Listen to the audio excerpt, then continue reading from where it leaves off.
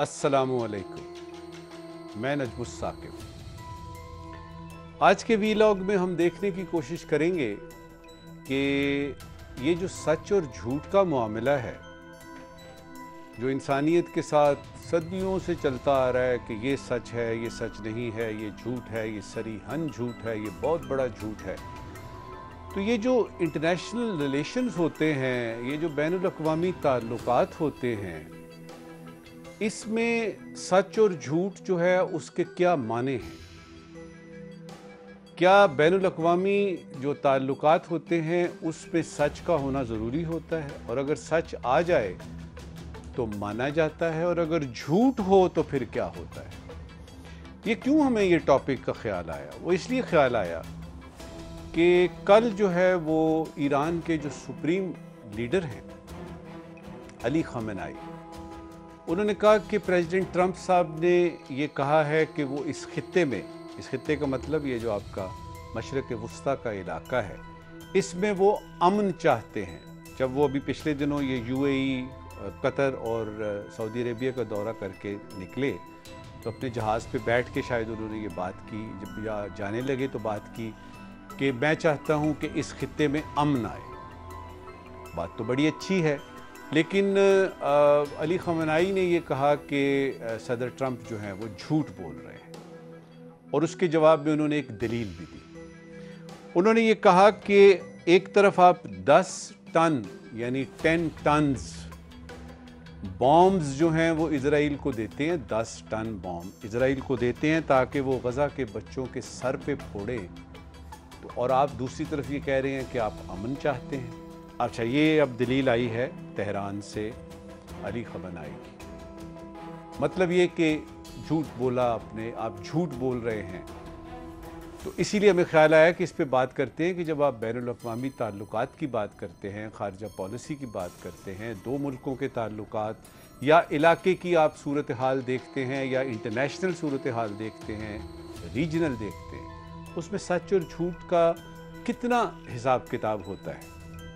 सबसे पहले तो ये बात कर लें क्विकली कि ईरान और अमेरिका का सिलसिला जो चल रहा है, जो ईरान के न्यूक्लियर प्रोग्राम का है, वो एक जगह आके रुक गया हुआ है। वो एक JCPOA है जो कि अग्रीमेंट हुआ था इस पे, और जब ये ट्रंप साहब पहली दफ़ा आए थे तो उन्होंने इसको एक तरफ रख दिया था, और फिर सैंक्शंस भी लगती रही ईरान पे। इस वक्त बात इस जगह पे रुकी हुई है कि ईरान कहता है कि आप सैंक्शंस पहले उतारें और फिर हम देखेंगे कि हमने क्या करना है, और अगर आप सैंक्शंस उतार देते हैं और हम पे ये प्रेशर उतर जाता है तो हो सकता है कि हम एटम बॉम्ब की तरफ जाएं ही ना। अब क्या वो ये सच बोल रहे हैं? इस पे भी बात करते हैं। देखिए, सच और झूठ जो है वो इंसानी रिश्तों में बहुत अहमियत रखता है। आपकी दोस्ती है, बाप बेटे का रिश्ता है, माँ बेटी का रिश्ता है, माँ बेटे का रिश्ता है, हमसायों का रिश्ता है, महल्लेदारी है, गांव है, पिंड है, कोई चक है, कोई शहर है, कोई मुल्क है। उसमें जब इंसान एक दूसरे से मिलते हैं तो उनकी ख्वाहिश ये होती है कि उनके साथ सच बोला जाए। हैरानी उस वक्त होती है जब कोई शख्स ये कहे कि मैंने ज़िंदगी में कभी झूठ नहीं बोला। तो सवाल ये है कि अगर आपने, किसी ने भी कोई झूठ नहीं बोला, तो झूठ बोलता कौन है? तो ये भी एक सच है कि लोग कहते हैं कि हम झूठ नहीं बोलते, लेकिन फिर सवाल ये है कि फिर कौन बोलता है?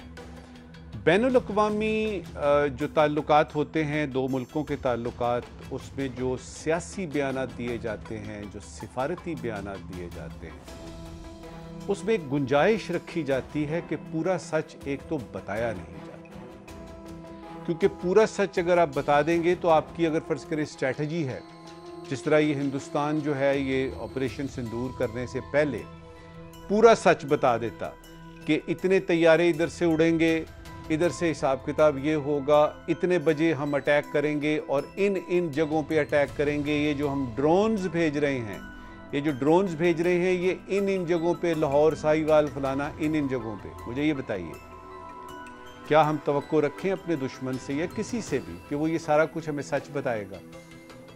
ऐसा नहीं होता।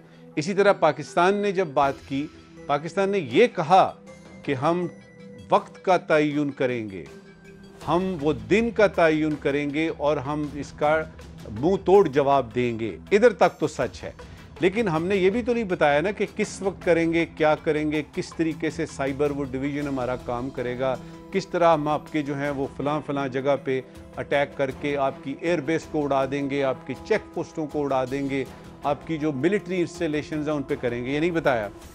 तो जब जंग होती है या जब दो मुल्कों के ताल्लुकात आते हैं, चाहे वो अच्छे भी हों, मसलन फ्रांस और जर्मनी बड़े अच्छे ताल्लुकात हैं, लेकिन ज़रूरी नहीं है कि उनके डिप्लोमेट जब मिले तो पूरा सच बता दें। तो बॉटम लाइन ये निकली कि झूठ और सच जो है वो इंसानों का मामला है, और उसमें भी थोड़ा सा शक है कि पता नहीं सारे लोग सच बोलते हैं कि नहीं।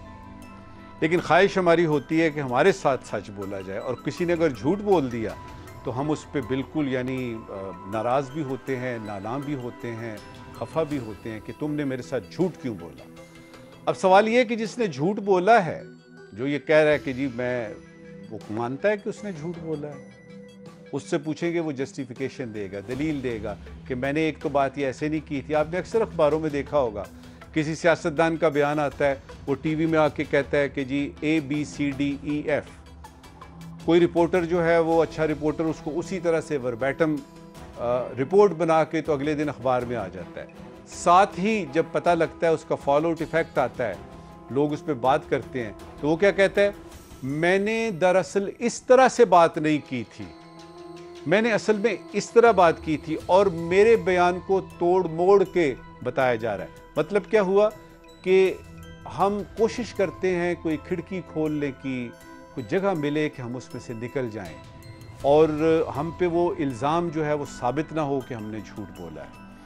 लेकिन रियल पॉलिटिक की जब बात आती है, जब आप बात करते हैं दो मुल्कों के ताल्लुकात की, और उसमें ख़ास तौर पे अगर दोनों ममालिक जो हैं उनके ताल्लुकात अच्छे ना हों, तो झूठ को एक टूल के तौर पे इस्तेमाल किया जाता है, और उसको ये कहना कि जी आपने झूठ बोला है, इसकी कोई बात ही नहीं करता।